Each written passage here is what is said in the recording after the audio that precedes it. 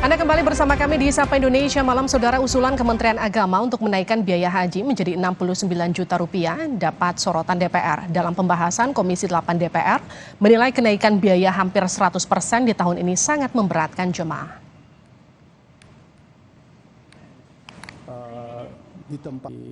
Komisi 8 DPR dan Kementerian Agama masih mengkaji komponen biaya haji untuk menghitung biaya yang harus dikeluarkan jemaah haji. Komisi 8 menyoroti biaya akomodasi, termasuk biaya penerbangan yang diusulkan Kementerian Agama. Komisi 8 juga menyoroti peluang jemaah akan kesulitan melunasi biaya haji jika dinaikkan tahun ini. Kita akan banyak jamaah yang gagal berangkat. Karena kita mendapatkan waktu pelunasan, andaikan panja ini bisa menyelesaikan di tanggal 14, waktunya paling panjang hanya 1 bulan saja. 1 bulan dengan pelunasan 44 juta bagi jamaah, bagi kami itu tidak terbayangkan dari profil jamaah kita. Selain soal biaya haji, Komisi 8 DPR juga menyoroti terkait durasi ibadah haji di Arab Saudi. Waktu 40 hari yang biasa ditempuh jemaah haji selama ini dianggap bisa dikurangi. Maka kami coba berkomunikasi dengan berbagai pihak. Satu, di otoritas bandara di Jeddah, mendapatkan, kami berkeyakinan kalau pemerintah sungguh-sungguh dengan segala kemampuan negosiasi, tahun ini saja kita bisa laksanakan haji 35 hari. Sementara untuk tahun 2024, kami meminta pemerintah tidak perlu lagi dibicarakan, kemungkinan bisa 30 hari. Karena kami yakin bisa 30 hari di tahun 2024. Sebelumnya, Kementerian Agama mengusulkan biaya rata-rata penyelenggaraan ibadah haji atau BPIH tahun 2023 sebesar 98,8 juta rupiah. Dari jumlah ini, pemerintah mengusulkan kepada DPR biaya haji yang dibebankan ke jemaah sebesar 70% dari biaya rata-rata BPIH, yakni 69,1 juta rupiah.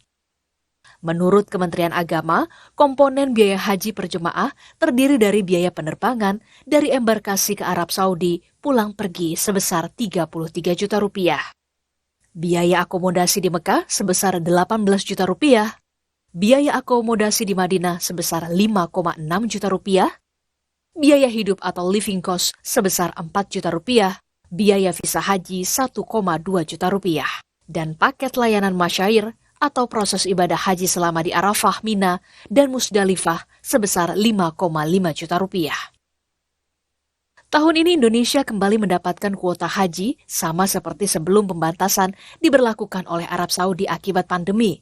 Selain itu, tidak ada lagi pembatasan usia bagi jemaah haji seperti tahun lalu. Dari total 221.000 kuota jemaah haji Indonesia, ada 203.000 lebih kuota untuk jemaah haji reguler. Sementara ada 17.000 lebih kuota untuk jemaah haji khusus. DPR kembali akan membahas persoalan biaya haji dan durasi haji bersama Kementerian Agama pada pekan depan. Tim Liputan, Kompas TV.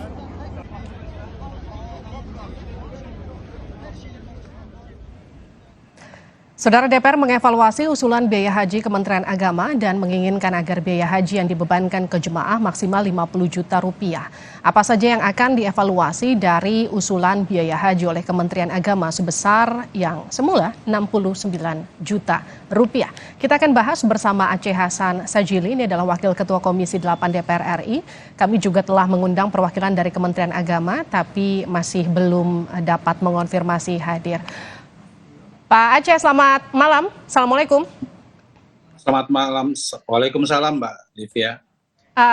Kang Aceh, apa saja hasil kunjungan Komisi 8 lewat panja BPIH ke Arab Saudi kemarin? Ya, intinya bahwa kami memiliki prinsip bahwa biaya haji ini harus dapat terjangkau oleh masyarakat dan tetap mempertimbangkan aspek istitaahnya.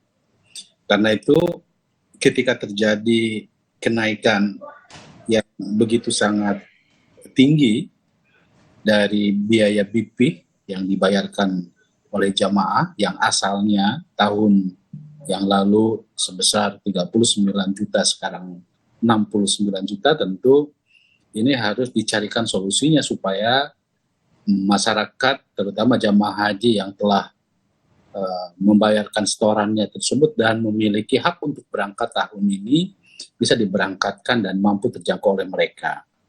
Nah, karena itu usulan BP atau BPIH yang diusulkan oleh Kementerian Agama sebesar 98 juta kemarin, kita sisir satu persatu setiap komponen pembiayaan hajinya.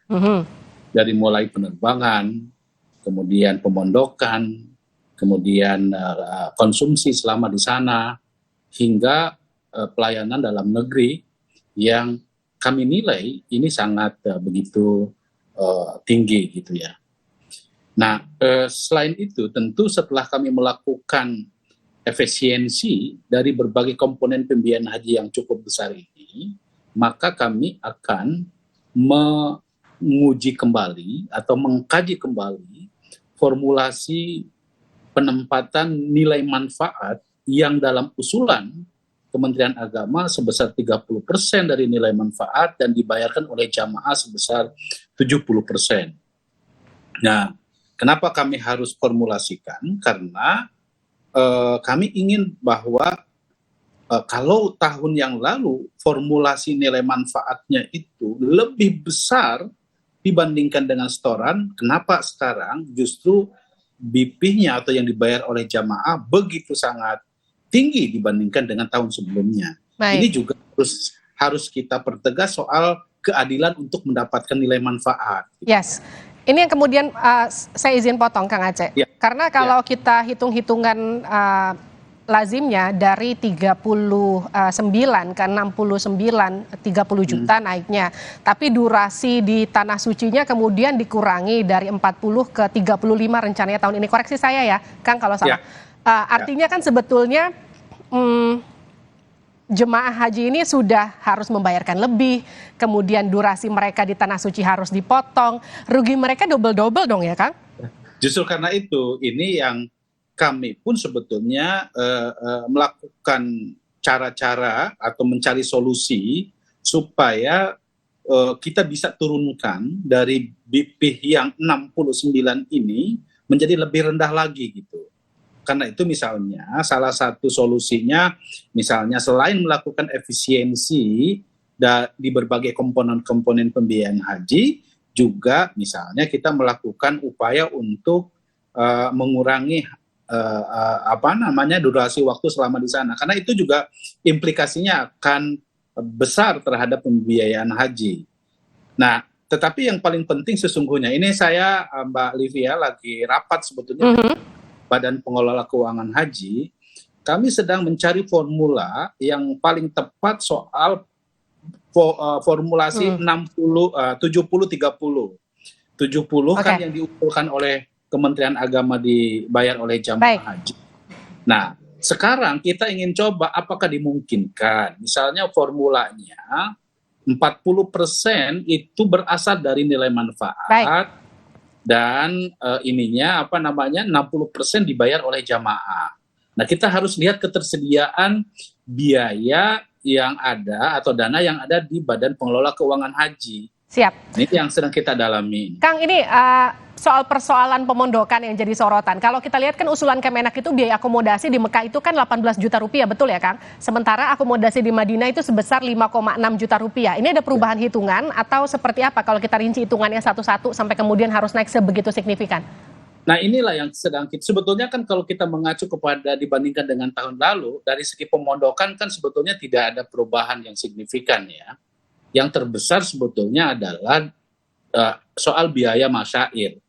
Biaya selama 5 hari atau 4 hari pada masa Arafah, Muzdalifah sama Mina. Yang pada sebelum-sebelumnya hanya 1.500 rial, sekarang kemarin melonjak menjadi 5.500 dan sekarang diturunkan lagi menjadi 4.000. Ini yang kita juga sekarang dorong supaya terjadi penurunan. Juga termasuk diantaranya, Mbak Livia, adalah soal penggunaan penerbangan. Nah, itu yang mau saya tanya, 33 juta rupiah itu rasional atau gimana, Kang? Nah ini barusan tadi pagi kita rapat dengan pihak Garuda. Nah di pihak Garuda sudah menjelaskan kepada kami, pada saat ini sebelumnya kan mereka mengusulkan 33,9 juta. Tadi sudah ada penurunan sedikit walaupun tidak terlalu besar, yaitu sebesar 33,4 juta. Kita lagi tekan terus ya supaya ya masa sih nggak bisa turun antara 1 sampai 2 juta. Ini yang sedang mereka hitung kembali. Mudah-mudahan gitu ya dari komponen penerbangan ini mengalami penurunan. Okay. Kemarin juga Mbak Livia, kita sudah melakukan pembicaraan awal dengan pihak Kementerian Agama. Sudah ada sedikit penurunan dari 98 juta menjadi 96 juta. 3 juta doang Kang Aceh.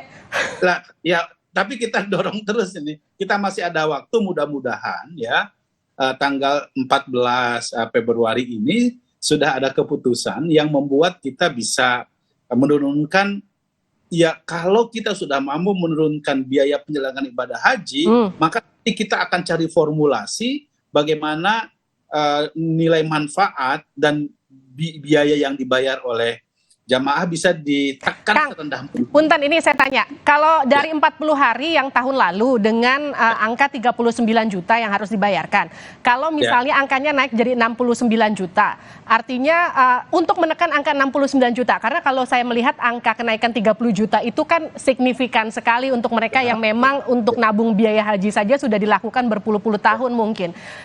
Sekarang ketika misalnya memang harus dinaikkan tapi dikurangi durasinya dari 40 ke 30 atau mungkin ke 35, itu pres angkanya menurut hitungan DPR itu di angka berapa, Kang? Ya, tentu kita harus hitung lagi formulasinya lebih tepat ya. Misalnya formulasi kita inginnya, kalau saya pribadi ya inginnya bahwa formulasinya supaya lebih moderat kita bikin 40-60 atau 10 diambil dari nilai manfaat, 60 oleh para jamaah misalnya ya.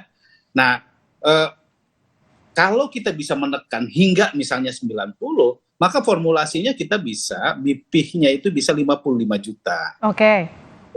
Saya kira antara 54 sampai 55 juta menurut saya itu masih bisa terus kita tekan begitu ya. Kenapa? Karena ya tentu kita pun juga harus memiliki satu kepekaan terhadap situasi yang dihadapi oleh masyarakat. Kan di tengah situasi seperti begini tiba-tiba mesti ada satu